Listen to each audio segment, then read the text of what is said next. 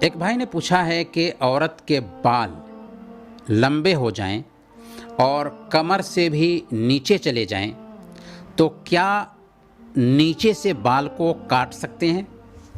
جی ہاں، اس بات کی گنجائش پائی جاتی ہے کہ عورت اپنے بالوں کو کاٹ چھانٹ کر لے، نیچے سے کاٹ کر کے برابر کر سکتی ہے، لیکن اگر بال ایسے کٹوائے کہ مردوں کے بالوں کے جیسے دکھنے لگے تو پھر منع ہے۔